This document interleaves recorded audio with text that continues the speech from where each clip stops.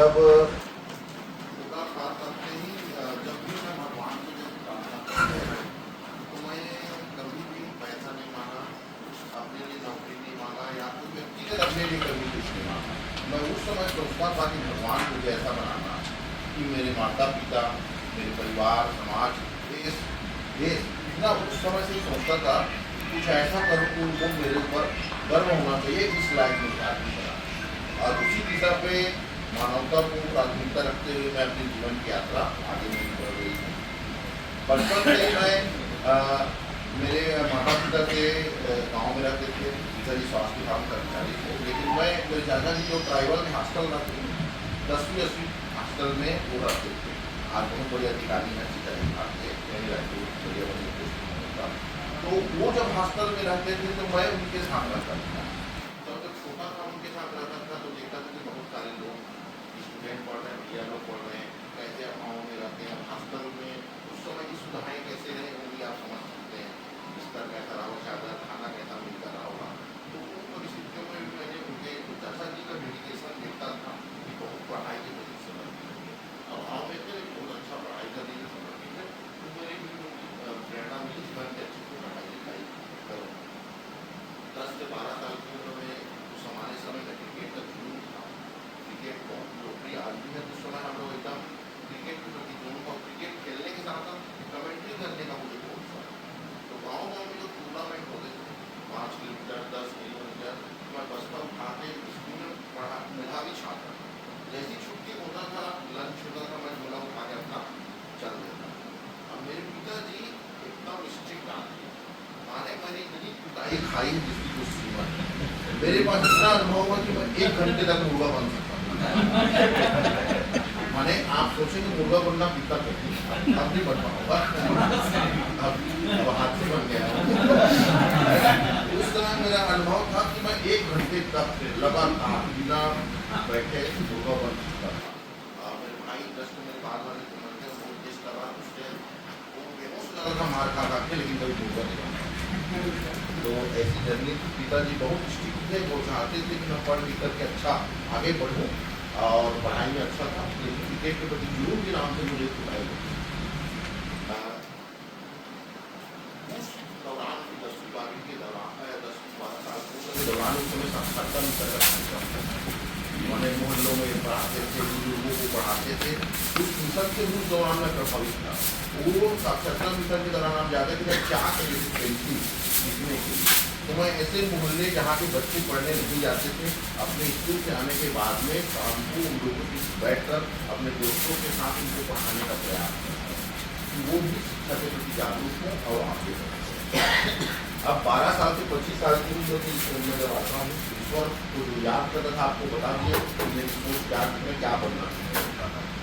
मेरे जीवन में बहुत बड़ा परिवर्तन आया कि ट्राइबल का बहुत बड़ा सेटअप था, विद्यालय है, आवासीय विद्यालय, गुरुकुल विद्यालय पेंटर बहुत ही अच्छा विद्यालय है। अब वो अलग अलग भाग में उसको बांट को पूरा खत्म करके, लेकिन वो आवासीय विद्यालय है, कम से कम 400-500 लोग वहाँ पर रहते थे। 98% ट्राइब के लोग रहते थे, 95% ट्राइब के लोग रहते थे, 3% कैटेगरी के लोग रहते थे और 2% जो है जनरल। माने ऐसे बहुत बड़ा कैंपस आप लोगों ने सुना और रविंद्रनाथ टैगोर जी जब उनकी भक्ति मालवी सेंट लुइया उसी आवासीय परिसर में इलाज कराने के लिए वहाँ महीनों तक वहाँ पर रहे। बहुत अच्छा पढ़ाई करने का टीचरों का अनुभव था, बहुत अच्छा चीज़ सीखने को मिला, अनुशासन सीखने को मिला, नेतृत्व करने का गुण मुझे वहाँ। एक बात ये घटना है, एक चपरासी जो काम करता है दारू पी करके जा रहा था, हमारे छात्र हमारे साथी को उन्होंने थप्पड़ मार दिया है, तो मुझे वो देख करके बहुत गुस्सा आया। मैं उस समय मेरा जो कद काटी देख रहे हैं 5-10 साल रहे, उस समय मैं अपनी कक्षा के सबसे पहले लाइन में खड़े होता और कॉलेज में देखेंगे तो एकदम सबसे दुबला पतला लड़का था, तो मेरी हाइट इतनी रही होगी, लेकिन मुझे उससे बहुत दुख हुआ और गुस्सा भी आया। मैंने 4-5 लोगों को लेकर के वो बगल के गांव में कितने खाने चलाए तो बेतरम का डंडा को मारते मारते वहाँ से लेकर के आकर तो उस स्कूल में मुझे आपसी समन्वय, सहभागिता, भावों में कैसे रहना है और जहाँ पर गलत हो रहा है उसके खिलाफ आवाज़ उठाना है, ये सीखने का मुझे अनुभव मिला और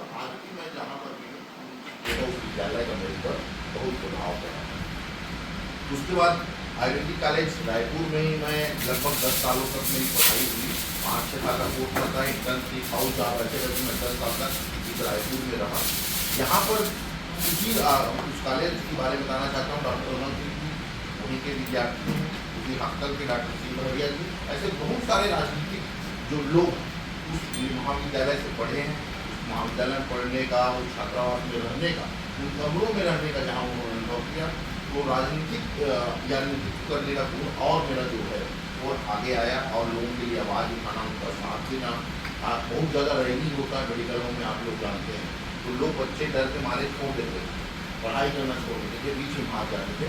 उस समय मैं हर काउंसलिंग में 5-10 लोग टीम लगा कर खड़ा रहता था कि हम तुम्हारे साथ हैं, वो तुम्हारे साथ गलत नहीं करेगा, वो हॉस्टल में रहना है, पढ़ाई करना है। ऐसे करके आज कम से कम 200 से 300 डॉक्टर का ग्रुप आज जो हम इस ग्रुप के माध्यम से निकले हैं। आज भी काउंसलिंग होता है तो हमारे 5 आदमी के साथ वहाँ खड़े रहते हैं, सहारा बनते कुछ होगा हम उनके साथ। तो ये सोच के साथ में हम लोग काम करते हैं। यहाँ भी हमारे जो टीचर्स हैं, रात्रि चतुर्वेदी का रहते टीचरों का साथ मिला और सभी लोगों की मदद करना। 25 से 40 साल की उम्र के बारे में बताना चाहता हूँ कि जब मैं शासकीय सेवा ज्वाइन किया तो बहुत ही सुदूर जगह पे मेरी पोस्टिंग चिकित्सालय में थी। साल भर तक मैं वहाँ रहा। एक बार एक जिला स्तरीय बड़ा कार्यक्रम था जहाँ मुख्यमंत्री का कार्यक्रम था और उस कार्यक्रम में हालांकि मैं मुख्यालय बहुत दूर था, जिला मुख्यालय में निवास करता था। उस कार्यक्रम में मैंने देखा कि मंच से अतिथि लोग विजिट के लिए स्टाल में जा रहे हैं और हमारा जो विभाग का स्टाल है शिफ्ट चेंज होने के नाम से वो कर्मचारी वहाँ पर नहीं। तो मैं सोचा यार मैं मुख्यालय में नहीं हूँ, वहाँ चले जाऊँगा तो अधिकारी मुझे डांटेंगे, लेकिन मैंने सोचा कि विभाग को प्रमुख वहाँ पर रहना बहुत जरूरी है, चाहे बाद में क्या होगा उसको देखा जाएगा। मैं तुरंत स्टाफ कराया, मेरे जिलाधिकारी रौनते भाग के आ रहे थे, वहाँ कोई नहीं।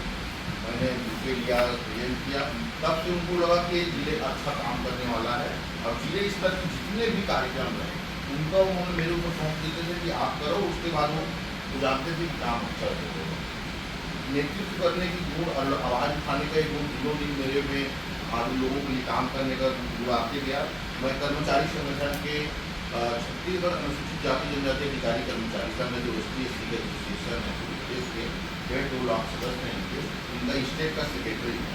जब उनके संवैधानिक अधिकारों की बात होती है तो विभागों में प्रताड़ित किया जाता था, जानबूझकर प्रदान किया जाना है, उन आवाज़ों को उठाने के काम के लिए मैं ज्ञानरख हाईकोर्ट स्तर पर अधिकारियों तक का काम करता रहा और समझ पाया कि प्राइवेट में कितने सिरे सिरा होते लोग छोटी छोटी बातों को उनको नौकरी के लिए उनका वेतन रोकना या परेशान करना, कैसे षड्यंत्र किए जो हम कर रहे थे ना कि हम बोलते कुछ है और उत्तर कुछ है, तो वो प्रत्यक्ष अनुभव किया। उनकी लड़ाई लड़ता हूँ। अभी वर्तमान में राष्ट्रीय स्वास्थ्य मिशन स्वास्थ्य विभाग में कार्यरत हूँ, जिला अस्पताल में पोस्टिंग है और इसके भी जो 16,000 कर्मचारी हैं, 200 जिला कर्मचारी हैं, उनका प्रदेश का अध्यक्ष हूँ और लगातार उनके यहाँ पर अधिकार के लिए लड़ रहा हूँ। अब मुझे सेटिस्फेक्शन मुझे मिलता है पर डे। अगर मैं 2-4 लोग 10 लोग का फोन आता है, अगर उसमें मदद कर पाता हूँ तो मुझे लगता है कि आज का दिन मेरा बहुत बढ़िया है। और मैं ये सोच है कि मैं जब तक जिंदा रहूँ लोगों के लिए काम करूँ। मैं ब्लड डोनेट करता हूँ हर 6 महीने में, अपना शरीर दान कर चुका हूँ, आर्गन डोनेशन कर सबका काम मैंने कर दिया। मैं जिसे जो जीवन मिला है मानवता को समर्पित करता हूँ।